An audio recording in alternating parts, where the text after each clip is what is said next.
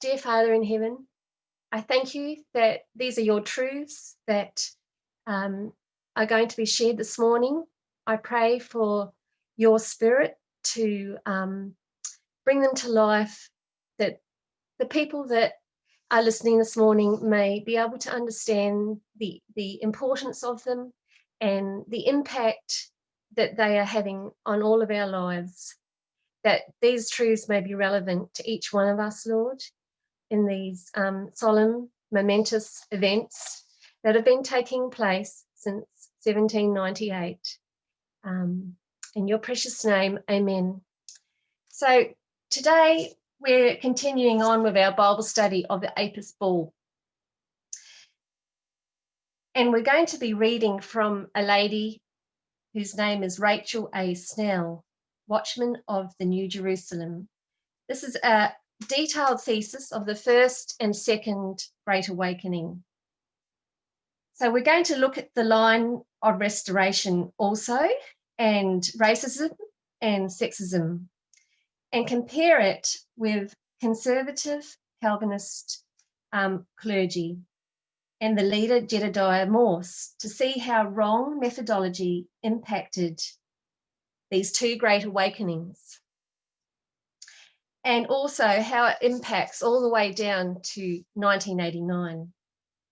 Next time, we will look at Jedediah Morse's conspiracy theory and how that methodology impacted Protestantism. So we can compare with the time of the 144,000. So that's our end goal for next time. So I'm going to do a quick revision of the Apis Bull from last time of part 1. And then we'll do a little bit more of an introduction of what we're going to cover today. So if you remember, the problem with ancient Israel, that it was consistent all the way through the idolatry that they had, wanting a king and tying this to the Pharaoh of Egypt and to the Apis Bull idolatry. So ancient Israel, they're worshipping idols, first the golden calf and then asking for a king. Because because of this, they're taken captive into Babylon. They come out of Babylon and they're cured from their idolatry, the physical idol, but they still have the characteristics or the spirit of idolatry. So when Christ comes, they see that the characteristics of this person being meek and lowly, not the characteristics of this conquering king. So they don't recognize Christ. And because of their idolatry, this causes them to fall as a nation.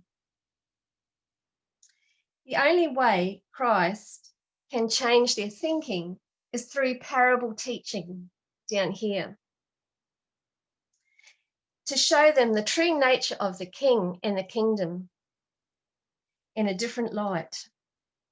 The beginning of modern Israel, down here, they come out of this 1260 years of captivity, of darkness and idolatry.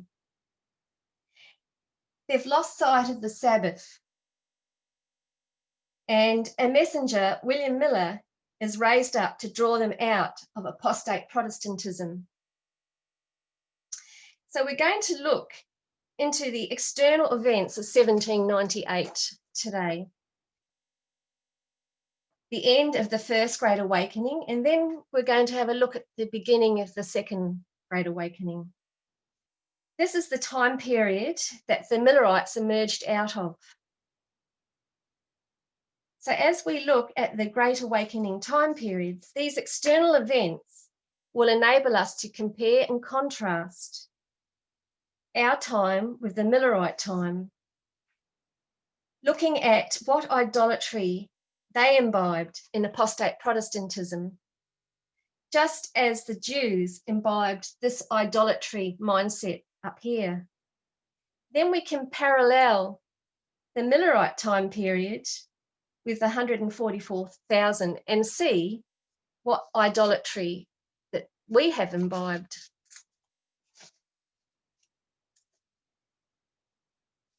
So before we start, I just want to revise the methodology.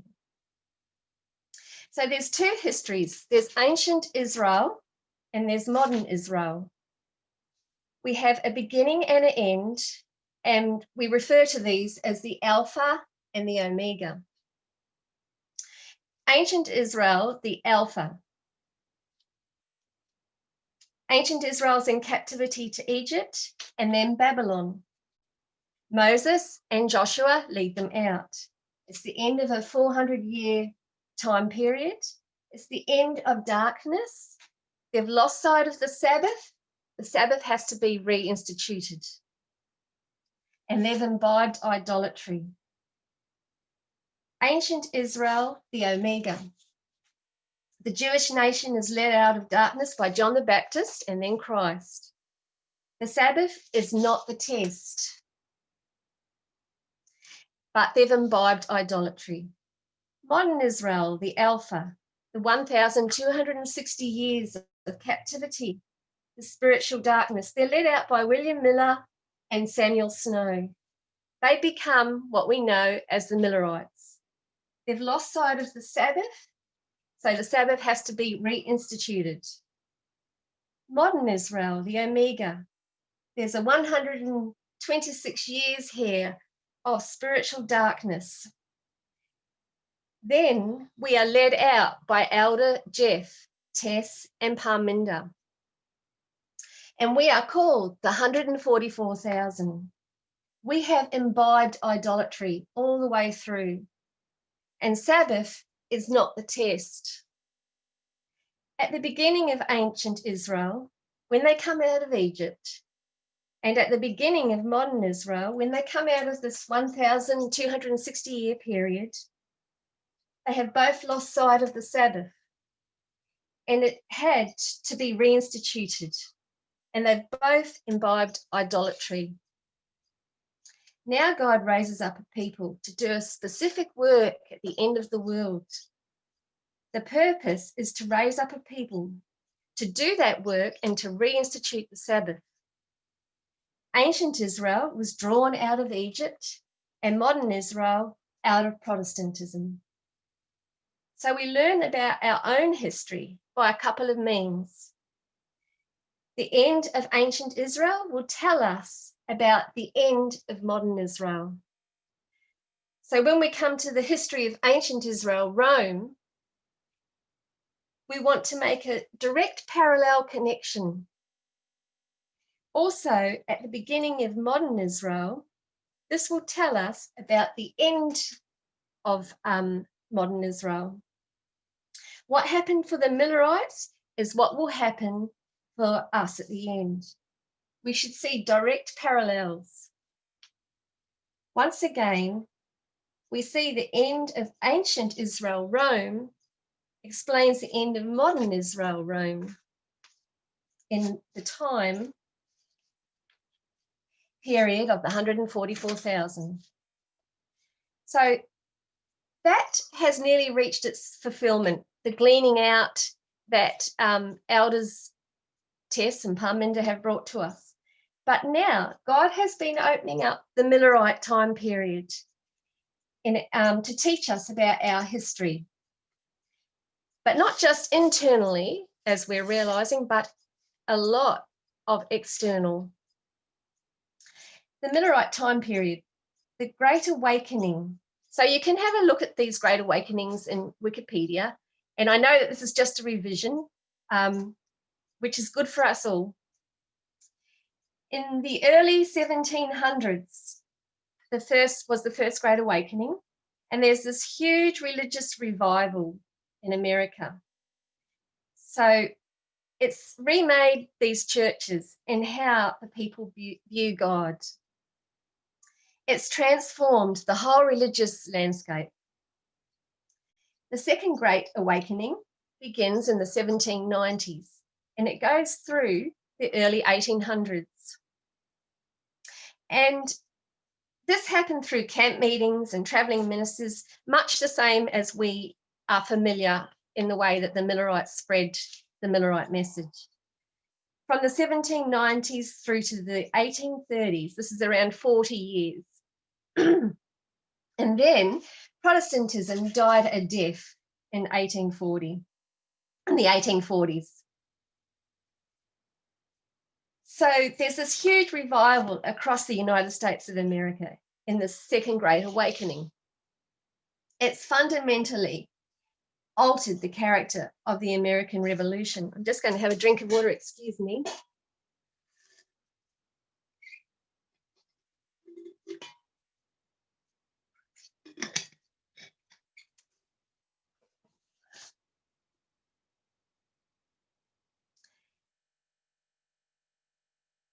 So out of this revival, first came the Millerites. And as we know, the Adventists have grown out of the Millerites. So when we look back at some of our pioneers who were deists, and like William Miller, and everybody probably knows a deist is somebody who they believe in a supernatural entity, but they do not acknowledge revelations or church teachings. So some of them were deists like William Miller, and Ellen White, who's going to church, and she's hearing all these fiery sermons, and it's really convicting her. Oh, you can't see? You can't see what's underneath here? That's for later anyway. I'll explain that later. So now we're going to read about what happened in Protestantism just prior to 1798, and then through 1798 to 1844, under the First Great Awakening, and how this radical change affects Protestantism. So in the early 1700s, there's the conservatives and the liberals. And this is what this is here. The liberals here, this is the stream for the liberals and the stream for the conservatives. So the liberals taught, if you read the Bible and understand it for yourself, then that's fine. That's what you should be doing. The conservatives are these aged ministers in America who many have looked up to. They've had very high regard for these aged ministers. They've been the moral guides in the United States of America. And they've commanded a great amount of respect. The people would look up to them to define the word of God for them. Excuse me. So in the early 1700s of the First Great Awakening, there's the strengthening of this liberal movement in Protestantism. And this liberal branch, what they're pushing for is, why do we need these people, these aged ministers, to define the word of God for us, to tell us our spiritual condition? We can talk to God directly. We can understand for ourselves. It's all about the people's choice. These concepts of a new republic, this elected president by the people, the Constitution and the freedom and in the Constitution and freedom and independence, the American Revolution is connected to all this. So just quoting now from the lady that we're going to be reading from today, Rachel A. Snell, Watchman of the New Jerusalem. She says, the ideals are republic and the voice of the people codified in the Constitution expounded these ideas. The correct solution to any important problem, political, legal, or religious, would have to appear to be the people's choice. So in other words, the voice of the people and the ideals of the republic, they're being explained in the ideas of the laws of the Constitution. And that being that any correct solution for any important problem, whether it's political, legal, or religious, has to appear to be the people's choice. So there's these external issues about freedom and independence that are impacting the way the Protestant churches operated. These old ministers are fighting back against this. And there's these two warring factions within Protestantism, the liberal and the conservative. The American Revolution and the Constitution, the idea about individual liberty and freedom, this is what creates this debate within the church.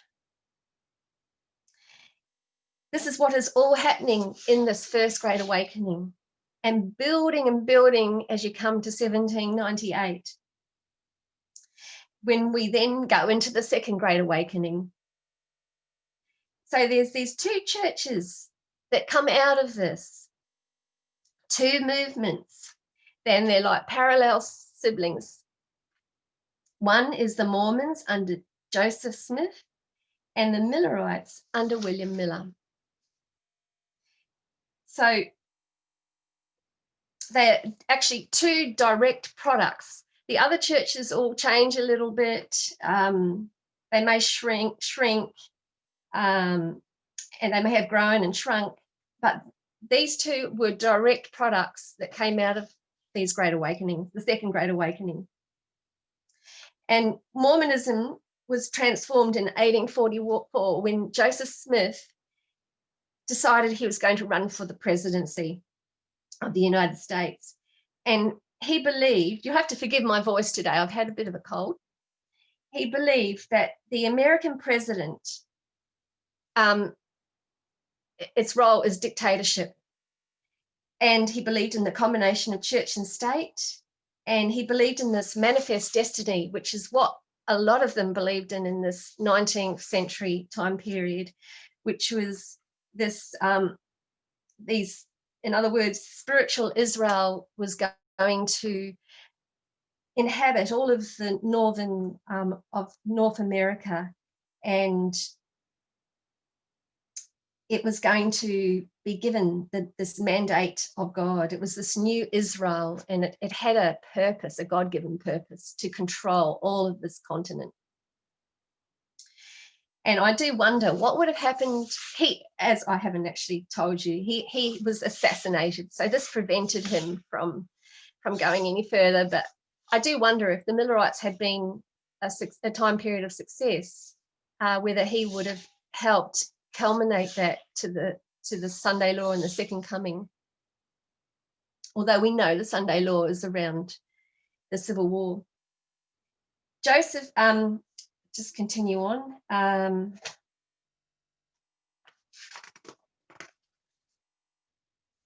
So he also persecuted William Miller. He would publicly ridicule him, saying that we don't know the day and the hour when Christ is returning. So they both believed very differently. So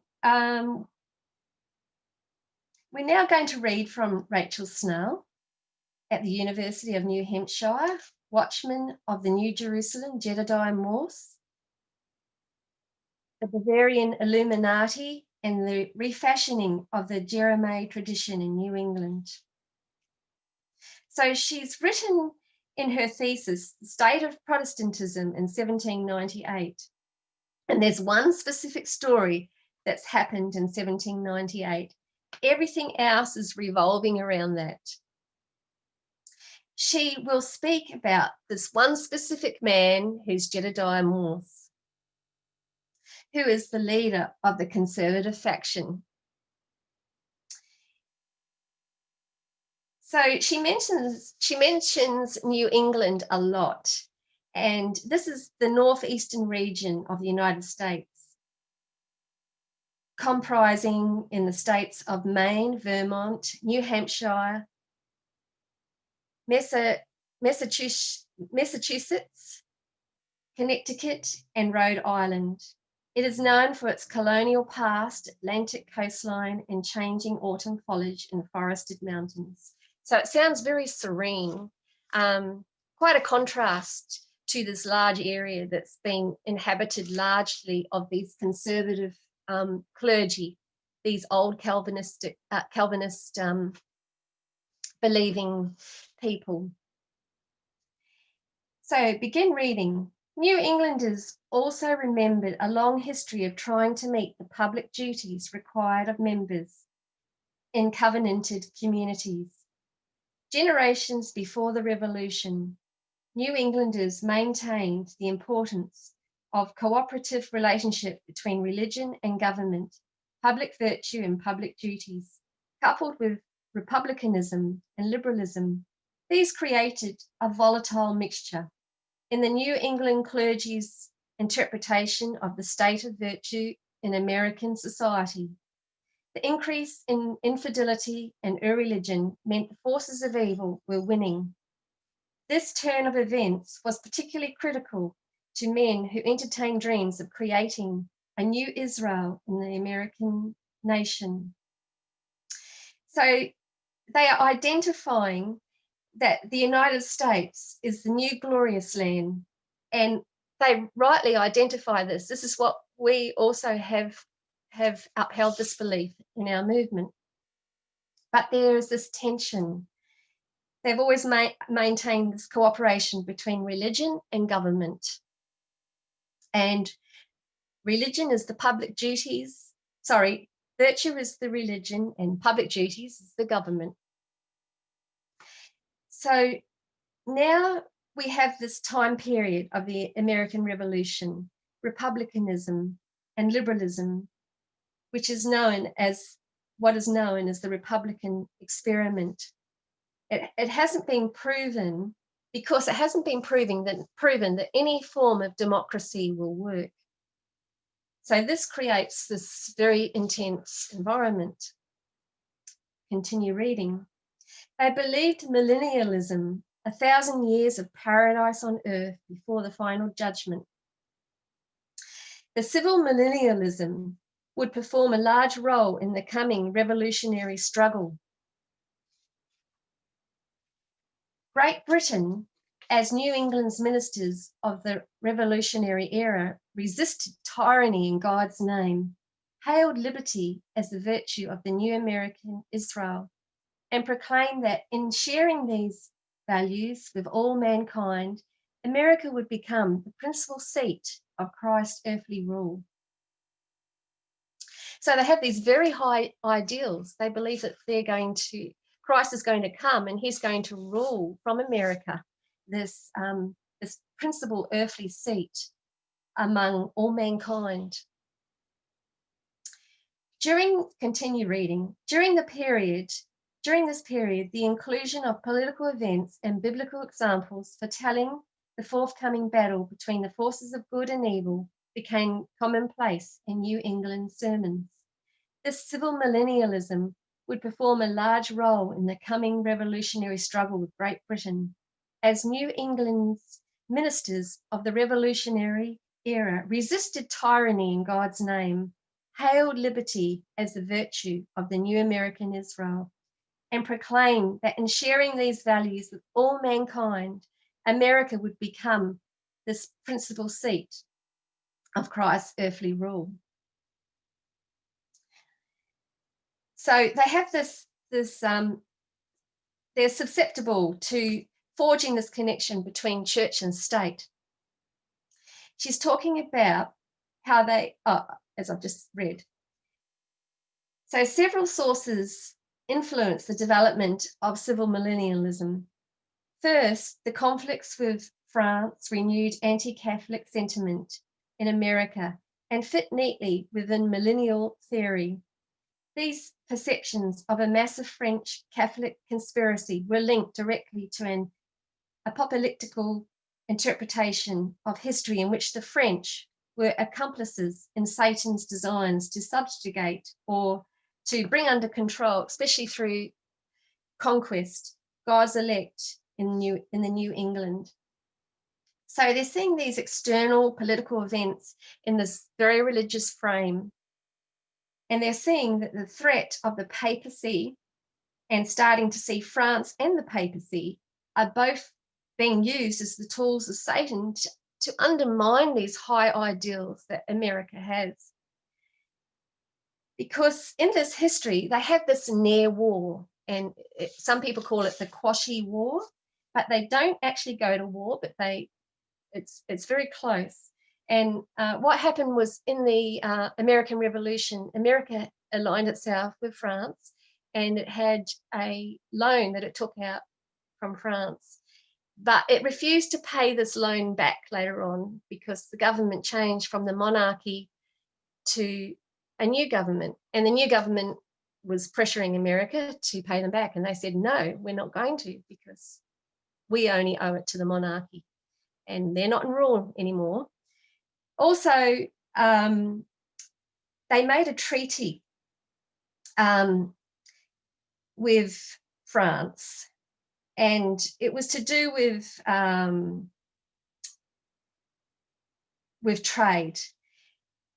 And later on, they made another treaty with Great Britain, and this was to do with commerce. And France thought that this was going to affect the trade that they already had, and affect their treaty that they already had, and affect the trade in this treaty.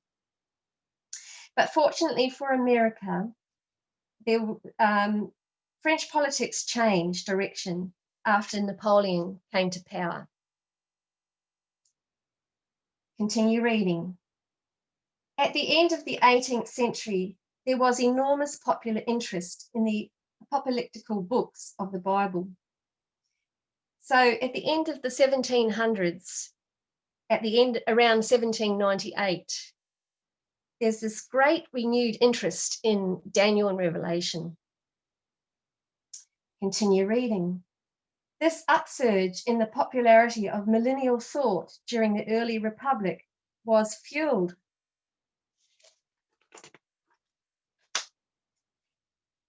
the drama of recent events.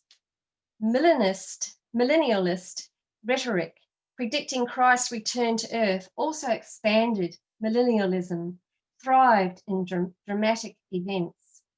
The conservative clergy, led by Jedediah Morse, believed the decay of public virtue, the rise of evangelical faiths, and democratic Republican politics posed the greatest threats to their social power.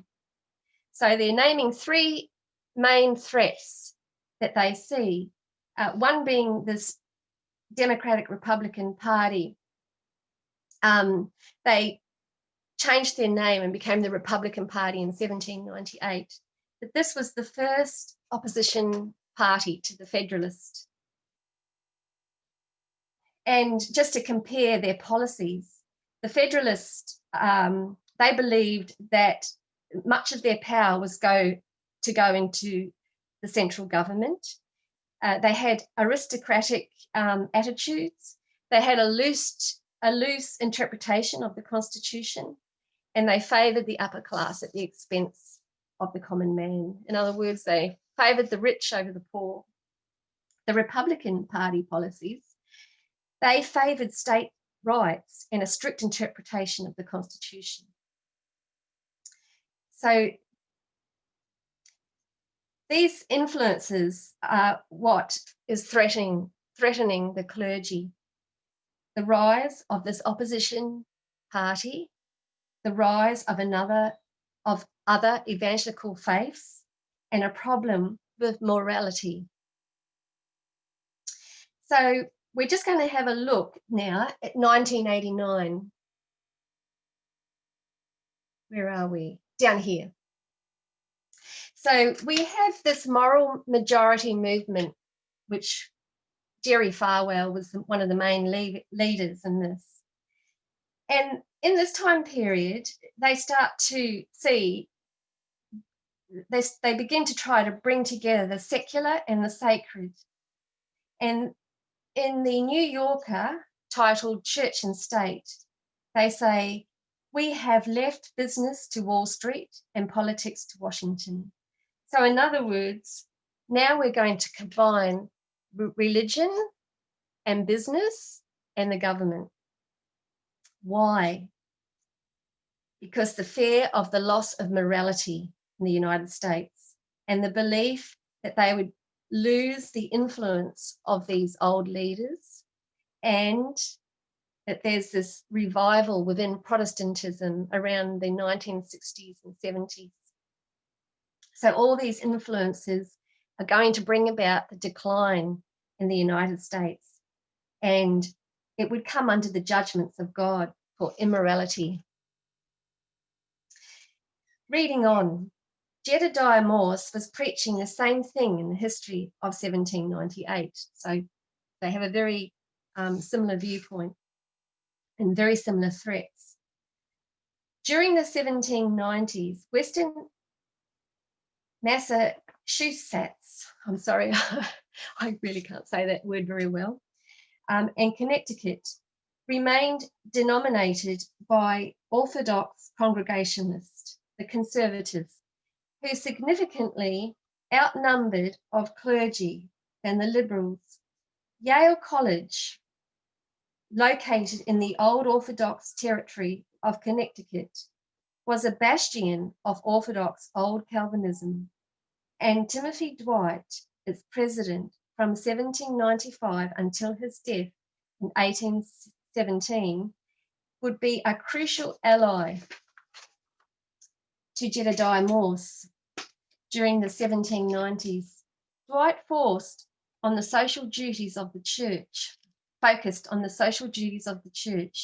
Therefore, he identified with the goals of the Orthodox Old Calvinistic clergy.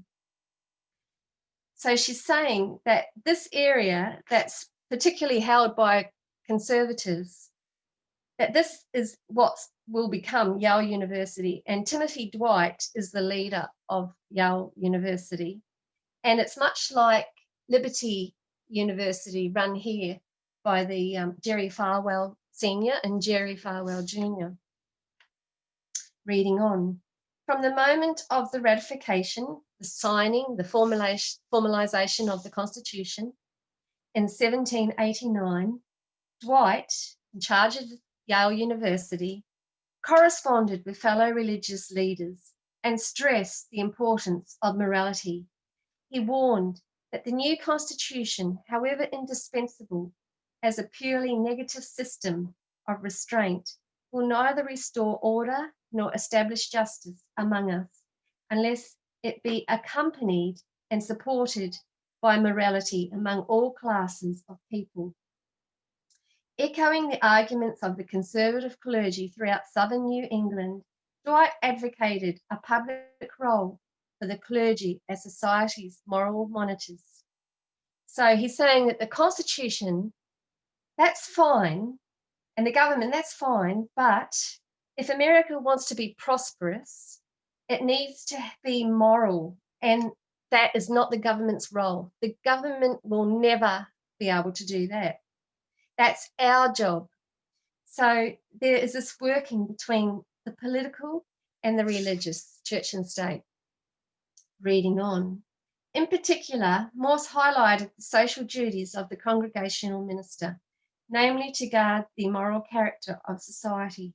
For this reason, more similar clergy referred to themselves as watchmen and utilized the theology of civil millennialism to legitimate their role as social guardians. In his 1799 Fast Day sermon, Morse discussed the criticism the clergy had received for meddling in politics. But Morse asked, "Is this any new crime? No, it is as old as Christianity. Nay, it is as old as the priesthood itself. The priest and prophets under the Old Testament dispensation, Christ and his apostles under the New, the faithful Christian clergy in every age and every country have preached politics. That is, they have inculcated by persistent instruction to civil magistrates and obedience to the laws, have cautioned the people against animosities and divisions, warned them of their dangers, whether from foreign or domestic enemies, and have exerted their talents and influence to support the religion and lawful government of their country." So he's basically saying that church meddling with the state is nothing new. And he's looking back into the Old Testament, into the Bible history, to give his argument credit. But we need to understand what is happening in this time period, who the President of America is. The President of America is John Adams, and he really comes under this conservative stream here, where Jedediah Morse is. He's this is the Federalist Party, and he is this president in 1798. But there's going to be an election very soon in 1800, and we're going to see that there's this threat through his presidency. So all these accusations that Jedediah Morse is interfering into politics, well, it's because he is. He supports John Adams. And in 1798, John Adams, because he's worried about this new political party and their leader, he brings in these two new laws, the Alien Laws and the Sedition Act. The Alien Law is, they raise the requirements for citizenship from 5 to 14 years. And this basically ties the immigrants, their hands behind their backs. They can't vote,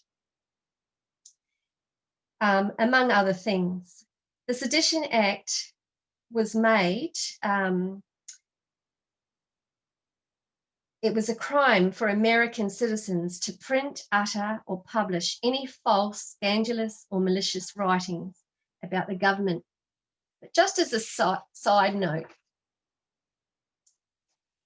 the laws were directed at these Democratic Republicans, this new Republican Party. And they were the party that the new citizens tended to favour. So, and the only journalists that were ever prosecuted in the Sedition Act were the editors of this Democratic Republican newspaper. So you can see there's a lot of bias going on and a lot of effort going on to undermine this other party. Sounds very familiar. Reading on. Furthermore, New England's congregational clergy found the notion of a separation between church and state inconceivable.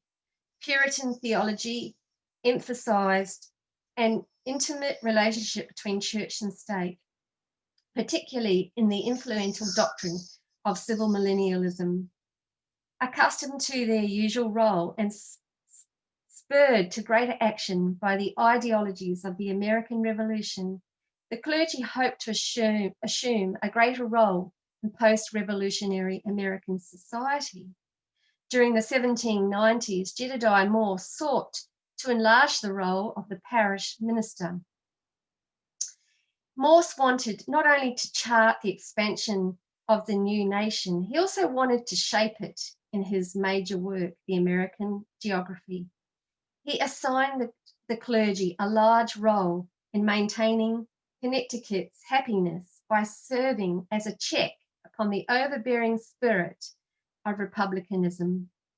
He even suggested that when ministers preach, so this is the opposition party, he suggested that when ministers preach the annual election sermons in New England states, they should submit histories of the events of the past year for references in settling any political disputes and preventing the rise of political factions. However, the majority of the American citizenry were no longer willing to allow religious elites to interpret political events for them. So there's a lot of friction. Both sides is neither willing to back down. The watchmen are intent on morality. This new liberal class, they're enjoying their new freedoms in sync with the Constitution and the American Revolution. Reading on. Despite this new set of challenges, the conservative New England ministry was unwilling to discard their vision of a religious and republican utopia in the United States. Furthermore, they were unwilling to give up their role in forming this utopia. Their society, accustomed to identifying present events in biblical narratives, many pious New Englanders believed they were citizens of the New Jerusalem, continuing the biblical imagery used to describe the American Revolutionary struggle. The New Englanders now applied similar themes to the social development of the new republic. Having watched the divine wonders against Pharaoh and having quickly taken up arms to overthrow Egypt, Great Britain, New Englanders knew that their perilous republican experiment now in the wilderness depended on nothing but their own moral fitness. So there's the same thinking throughout this history of the 1790s and well beyond. That's leading all the way up to the American Civil War. That they say that Israel has been freed from Egypt and they've been led into the promised land. And what did Israel do when they got into the promised land? They had to remove the heathen, the inhabitants. And what did the United States have to do when they went into the new glorious land? They had to remove the indigenous Indians. And then this was all forming part of their ideological role. So they go to Canaan, and what do they have to do? They have to have institutionalized slavery, because they had institutionalized slavery when they went into the first glorious land. So this is how they're interpreting ancient Israel to define themselves. This is the same logic that they are using now to say that the success of the United States as a republic depends on the morality of the people. I'm just going to change boards for a moment.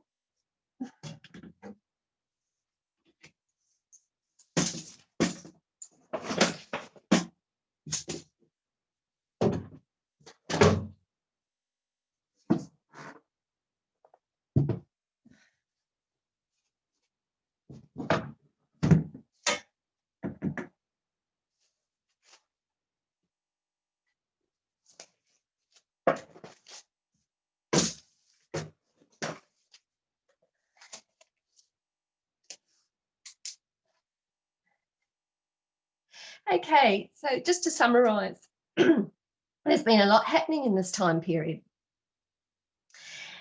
There's been the First Great Awakening, resulting in two branches of Protestantism, the conservative and the liberal. There has been these cataclysmic external events. The American Revolution, the forming of the Republic, the writing of the Constitution. All these influences giving the people their freedom and individual rights, and taking away the role of the clergy. So, and there's these continuing tensions with Great Britain, division of territory, the French Revolution, and the tensions with France in this near war that nearly developed. Mm-hmm. So there's all these external events that are shaking them. So we just read these biblical-like phrases from Rachel Snell's thesis. Having watched the divine wonders against Pharaoh and having quickly taken up arms to overthrow Egypt, Great Britain, New Englanders knew that their perilous republican experiment now in the wilderness depended on nothing but their own moral fitness. So where do they find all this Bible terminology? Where are they getting their understanding from? They believe in the strict literal interpretation of the Bible, and their understanding, for the most part, is from the Old Testament. dispensation, and their methodology is wrong. Just have another drink, excuse me.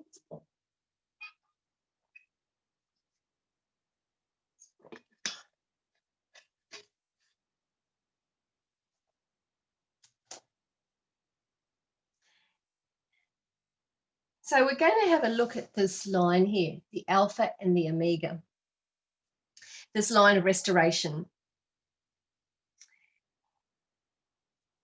And so that we can see where they are getting the 1798 time period from and how they're using this wrong methodology. So it's not a study as such, it's not a thorough study, but it's just to give us a picture of how these conservatives think and how they went wrong. So this is from a series that Elder tested in Germany. I think it's in 2019, and it's called The Line of Restoration.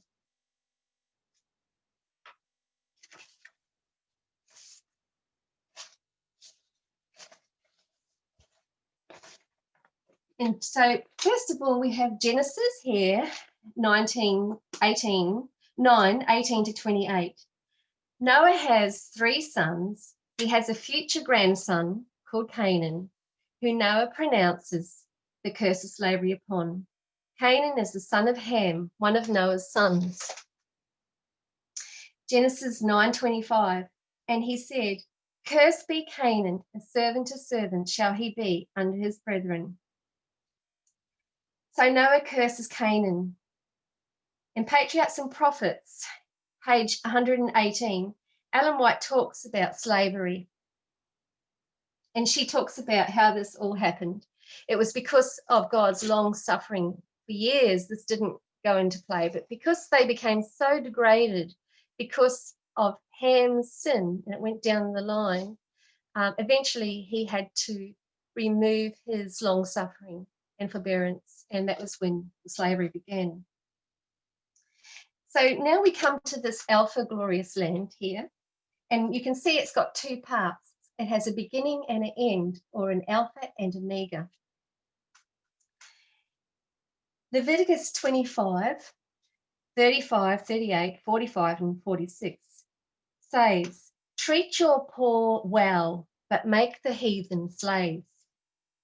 Solomon, 1 Kings 29, 21, and 22. The children that were left in the land, Solomon made them slaves. The children of Israel, Solomon made no slaves.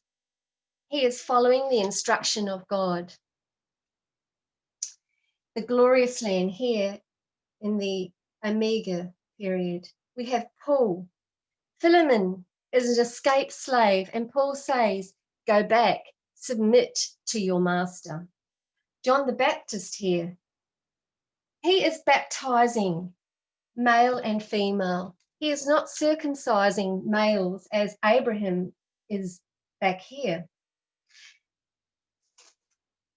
The accusation against Christ was that he was destroying this Alpha history here, because Christ was in direct opposition to a "thus saith the Lord." The liberal branch of Protestantism in 1798 here, in direct opposition to a "thus saith," I've just skipped, sorry. No, I haven't. I'm just going to start that again. The liberal branch of Protestantism in 1798 is in direct opposition to a "thus saith the Lord," which is what we've been reading about. In Paul's time, Jew and Gentiles are now equal. Where is his "thus saith the Lord"? From the history of Moses to Christ, from the Old Testament to the New, there is no statement that slavery is wrong. It was instituted in this Alpha glorious land as God instructed. And in the New Testament, there is no statement to change that. We come to another glorious land down here on the other side of the 1,260 years of captivity. And there's this disagreement in slavery, in America, about slavery. The Southern slave owners' arguments are the same as the religious right. The Bible says we should have slaves. The old watchmen, the conservatives, say we should have slaves. Now in 1798, Sister White says, it is a sin to have slaves. And if they do not abolish it, then God's judgments are going to fall on them.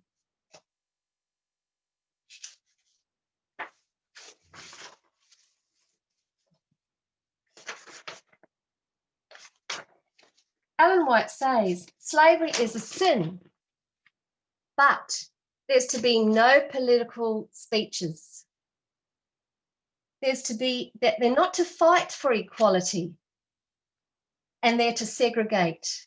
There's to be no intermarriage, no interracial marriage. Then Martin Luther King, who is a Baptist minister, he's an activist who became the most visible spokesperson and leader of the civil rights movement. He says, I'm going to be political, fight for equality, fight for no segregation. I have no problem with interracial marriage. So the problem is that they are in direct opposition to a thus saith the prophet. The Pharisees were only conserving their culture based on inspirational quotes. That said, Jews and Gentiles were to be separate. Jedediah Morse and the conservative clergy were forcing Satan together.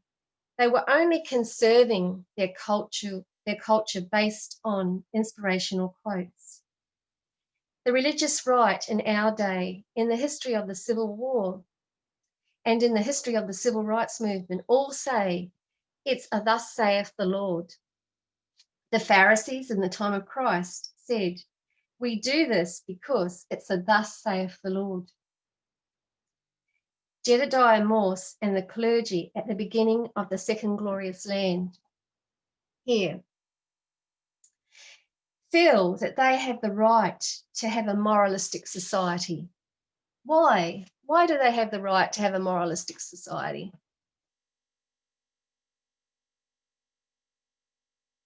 Anybody would like to answer? Why do they have a moralistic, do they have this right to have a moralistic society? Because Moses here, this government was under church and state. Samuel, the government was under church and state. They have a right to be the moral guides, to own slaves, to remove the indigenous Indians, because they are repeating everything in the first glorious land here. They are all defending their argument from a very strong position. We come to 1798 dispensation, and Ellen White says no to slavery, but no political speeches. No putting black and white equal. We come to the 1798 dispensation. We come to our dispensation down here. We have a black president who is the leader of the free world. He's making political speeches. He's the last hope for America and internationally. And God puts both of these into the hands of a black president, Barack Obama. What about back here? We have, back back before 1798, America is under a monarchy, under George III, King George III.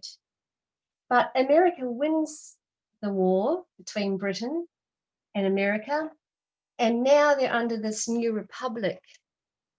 Do you think they would have accepted a black president in this time period?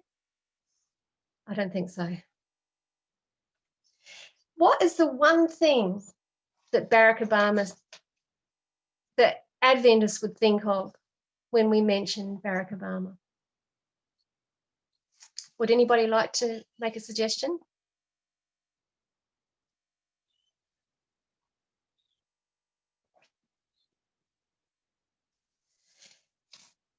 How about gay marriage? Is that right?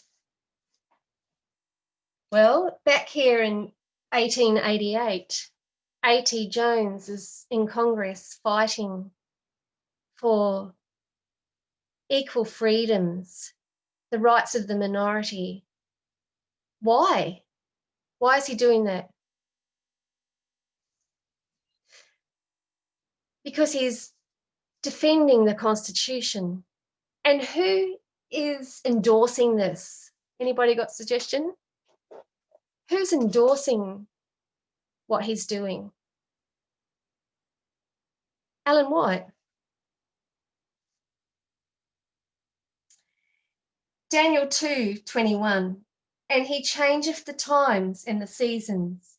He removeth kings, here, the monarchy, and he setteth up kings, a new republic, a president elected by the people, a black president.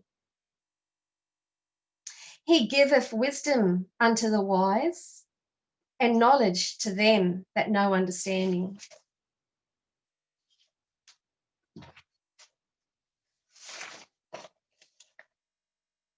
The Pharisees go to Christ with all their quotes from Moses, and Jesus sidesteps their arguments and gives another parable. In this meager, glorious land here, the United States, the Indians are massacred and they have slavery.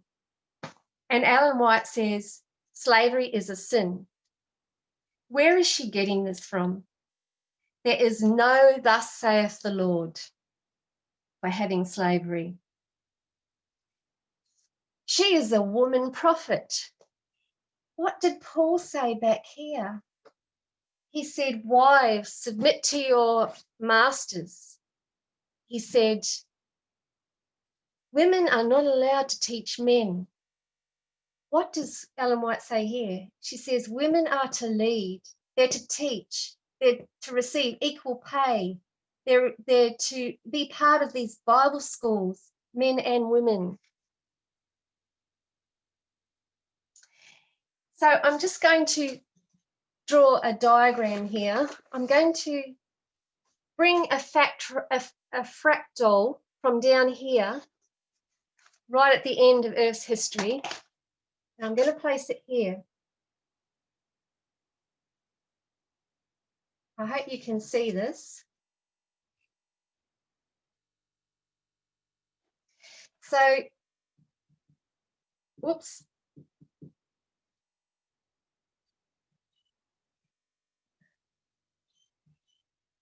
So here in 2019, we have the ordainment of elder Tess. So I'm going to write that here.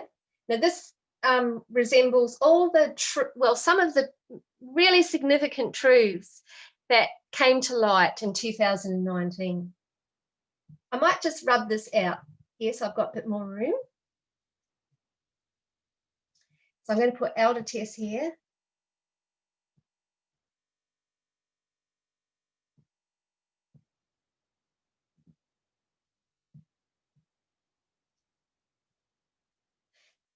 And I'm going to put ordain.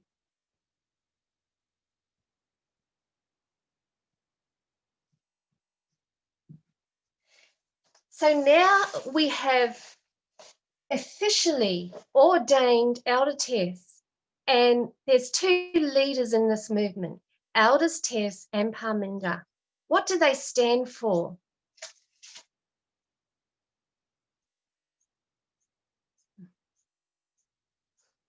Is anybody out there? I want some answers. Yes, thank you, Sandy. Equality. So I'm going to write equality down here.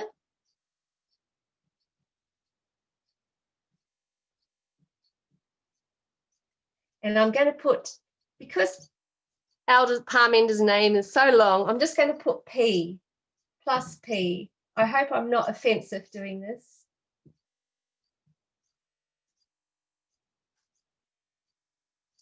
Okay, what else is quite a big truth that comes out in 2019? Anybody got any suggestions?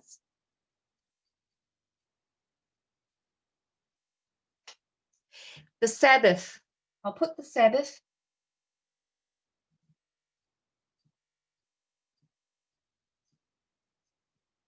The Sabbath is not the test. It is not the Sunday law test. What is the Sunday law test?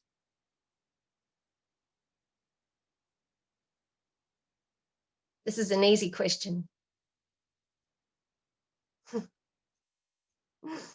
Well, I haven't got a lot of time, so thank you, Linda. Equality. Now, what else? What's one other significant thing that happens in our movement in 2019 around equality?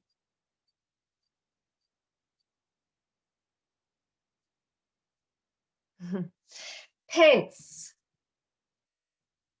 The women in this movement now wear pants. What does this signify?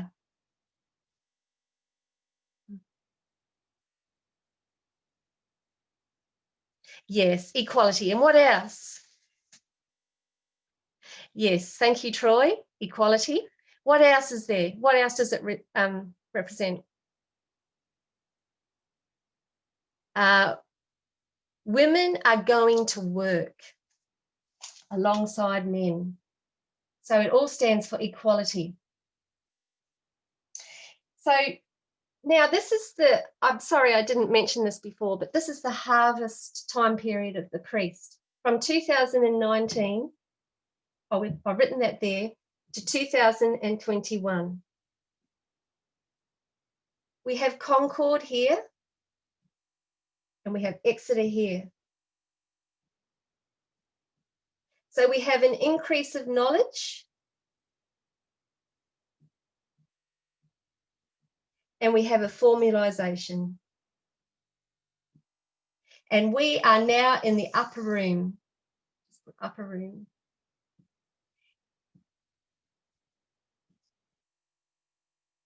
We are also at Cana, and we're yet to find out more about the marriage topic. So we have George Floyd's death in this Omega history of the glorious land. I'm just going to put G. Floyd here.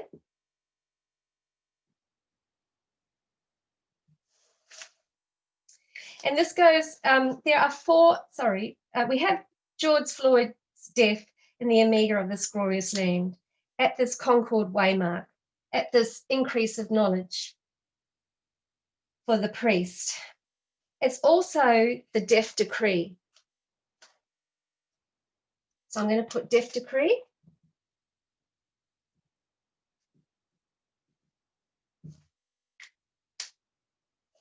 It began with a death and it ended with a death. Sexism and racism were the themes here. So I'm just going to write that down here.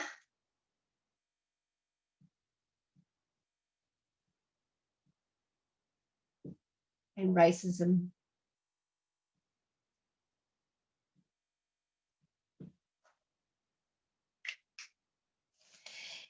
So there's 4 other deaths between May and September. I'm going to put May to September.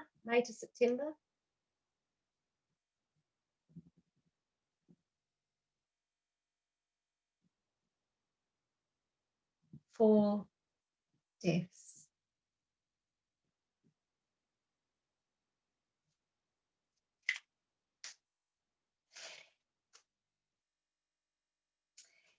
This forces people to focus on these civil rights issues and equality. We have John Lewis, this black man in Congress, known as the People's Conscience, standing for civil rights and racism. We have Chadwick Boseman, a Hollywood actor who was an inspiration against racism. We have Ruth Bader Ginsburg, when she didn't agree with the Supreme Court ruling that were made against her belief system, she would write fiery and passionate dissents. She stood against sexism.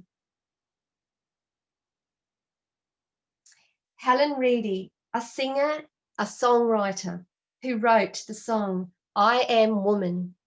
She stood for the second wave feminism, fighting against sexism.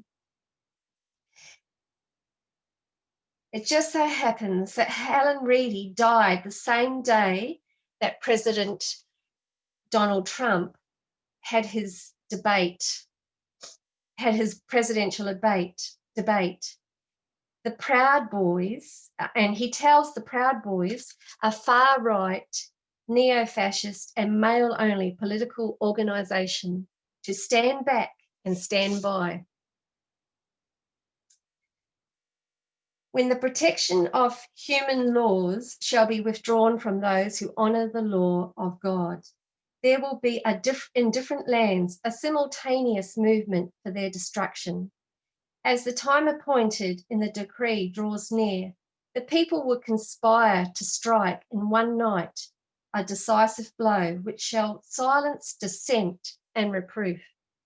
HF 385, paragraph 4. Ellen White says the death decree is to silence reproof and dissent. From May to September, this is what we lost. Reproof in Congress and dissent in the Supreme Court. 2 of these prominent names stood for racism, and 2 stood for sexism. All of these issues came to the forefront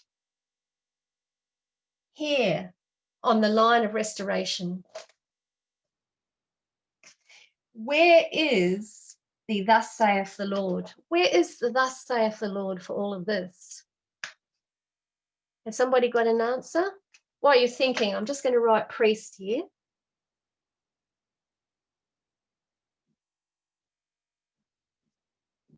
Because this is what the priest is saying. So where is our thus saith the Lord?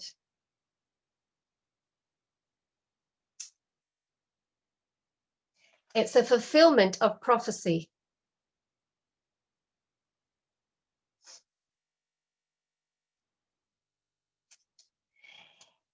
From the promise given to Adam down here, through the patriarchal line and the legal economy, heaven's glorious light made plain the footsteps of the Redeemer.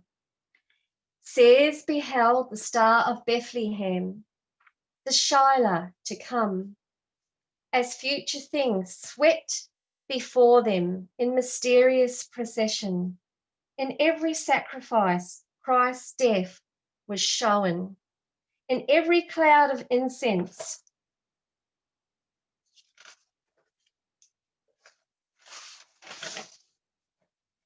righteousness ascended. By every jubilee trumpet, his name was sounded.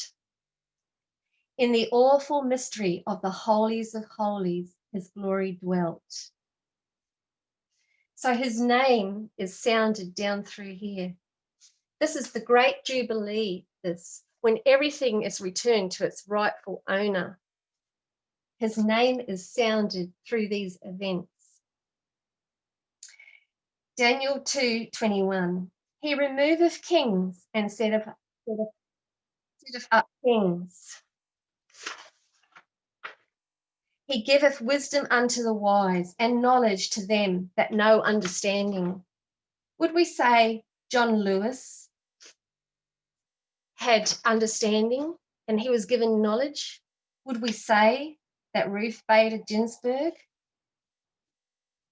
was wise and she was given wisdom? I believe so.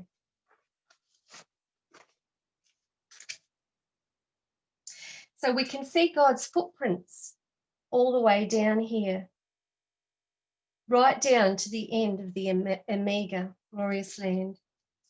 Prophecy is being fulfilled. So this one line, it cannot be cut from the new earth here to the new earth here. Church and state separate. Why? Why can it not be cut?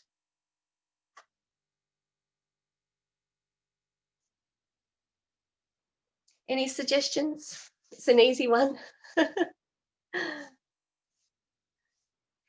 Because it's the line of restoration. Okay.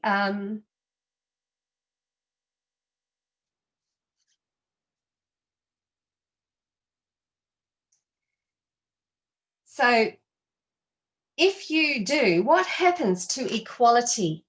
What happens to civil rights, church and state separation, racism, immigration, gay rights, women's rights, the rights of the minority, even diet and dress?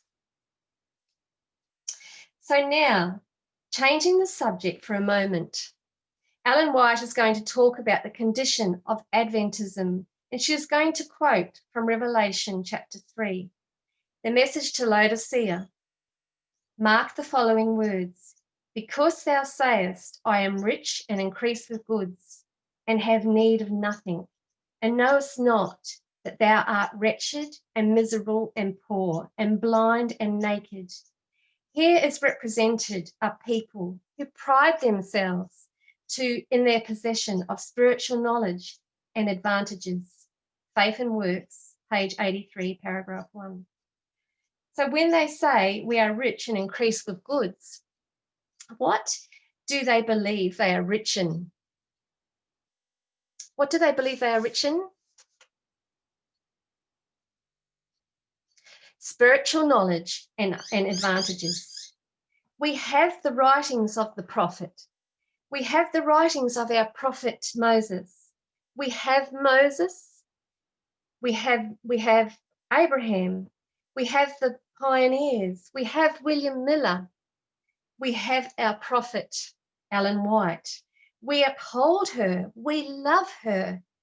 We treasure her writings, and we correctly interpret them.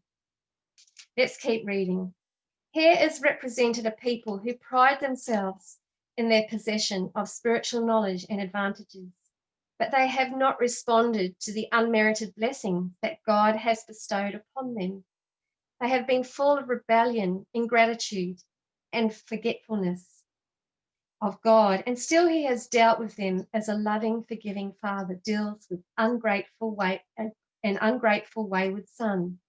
They have resisted his grace, resisted his parables, abused his privileges, slighted his opportunities, and have been satisfied to sink down into contentment in lamentable ingratitude, hollow formalism, and hypocritical insincerity. With pharisaical pride, they have vaunted themselves till it has been said of them, thou sayest, I am rich and increase with goods, and have need of nothing. Faith and Works, page 83. Ellen White refers to the Laodicean condition as having pharisaical pride. She is comparing the pharisaical pride to the Laodicean condition. That condition is pharisaical pride. Adventist, after 1844, all the way down to 1989, These are the people we are seeing here in this statement. When we see the church today, all we are seeing is Phariseeism. And as we showed in the last presentation, this idolatry that Israel was in, it was not the immorality of the Gentiles. It was not the immorality of the liberal churches or the world or the government. It is not gay rights or gay marriage. It is not abortion. It is not the practices of the world. Those are not the things that are being referred to in the Laodicean condition that make us like the world. What is being referred to in the Laodicean condition is the issue that the Pharisees had. We are the one that love our pioneers. We have the Sabbath. We are the special people. We love morality. We are the peculiar people. We love our strict dress and our strict diet. But do we understand the line of restoration and what it is telling us? When Christ came at his first advent, his own people could not recognize him. They believed that they were the peculiar people ready to receive the Messiah, that they had formed a God in their own image. They were idolaters, but they didn't know it. Those were the ones in ancient Israel who were in the deepest, darkest idolatry and were leading people deeper into that idolatry. What does the Bible say about the church in this time period of 1798 and the two great awakenings? Revelation 3:1. And unto the angel of the church at Sardis write, these things saith he that hath the 7 spirits of God and the 7 stars. I know thy works, that thou hast a name, that thou livest and art dead. Jedediah Morse and the conservative clergy are standing for virtue, but they are dead on the inside. The Pharisees looked white on the outside. They were moralistic, but they are dead on the inside. Jedediah Morse and his associates forced their understanding of God and religion by cutting this line. They forced it, this line of restoration, and they placed the first glorious land over the second glorious land. But God had a plan. And what was his plan? What did God do to help these people? Any suggestions quickly? It's the first angel's message through William Miller. Just as Christ brought the parables to the Jews, will the Protestants receive it? The second angel's message comes. Babylon is fallen, is fallen. And we know what happened to the majority of Protestants. They fell. They would not accept these messages, just as the Pharisees would not accept the parables of Christ to bring them out of their idolatry. Christ brought parables to change their understanding of the nature of the king and the kingdom. A small group accepted this message, but Israel as a nation failed. William Miller brought the first angel's message, and a small group received it, but most of Protestantism fell at the second angel's message. Babylon is fallen, is fallen.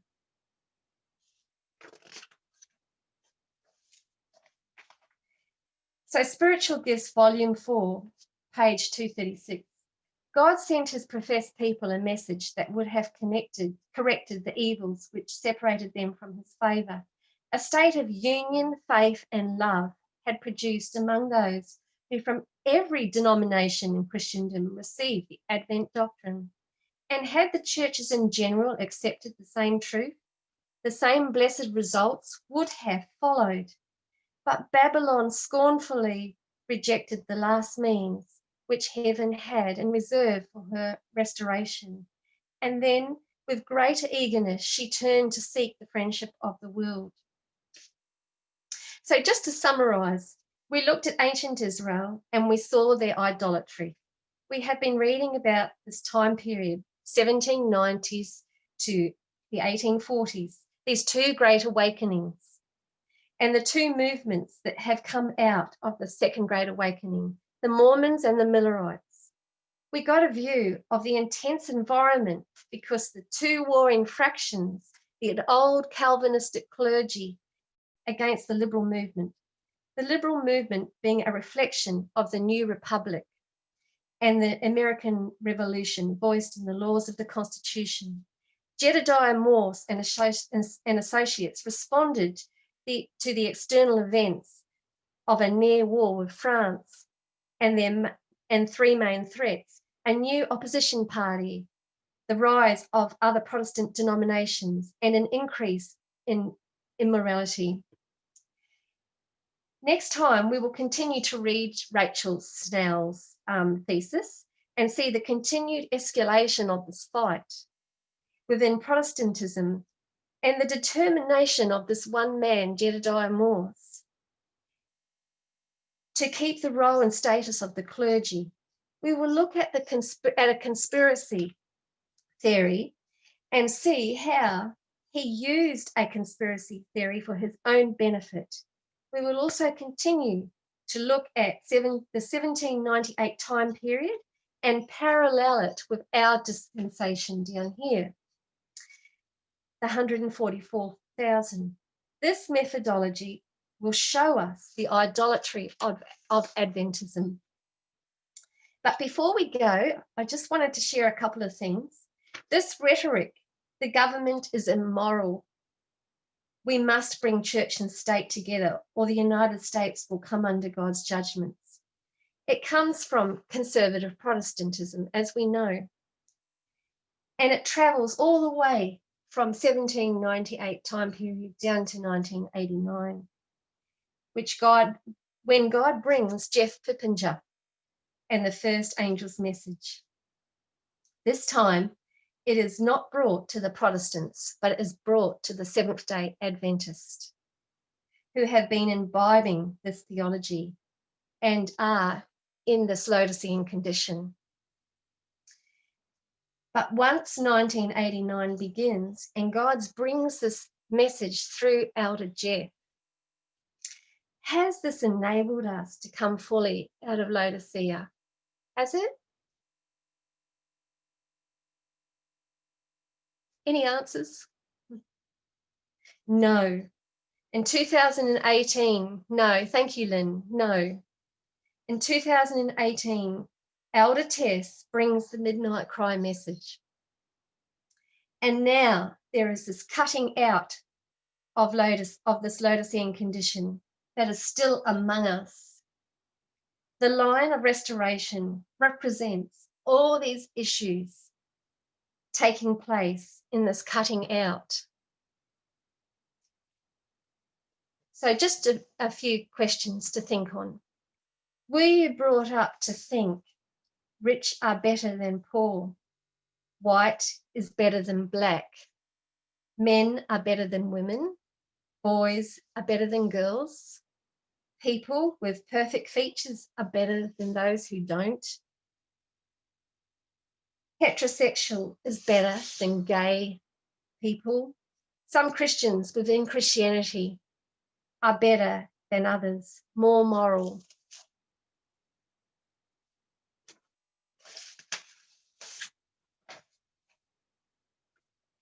Whichever side you find yourself on, whether you were a minority, thank you, yes, whether you were a minority or the majority, whether you are rich or whether you are poor. There's one antidote, this line of restoration. Christ brought parables to heal the Jews, and he brought the first angel's message to heal the Protestants. BOE 211, paragraph 4. Excuse me. The wonderful news was told that all who had been bitten might look at the bronze serpent and live. Many had already died, and when Moses raised the serpent on the pole, some would not believe that merely looking at this metallic image could heal them. These died in their unbelief. This line of restoration, this is symbolic of Christ.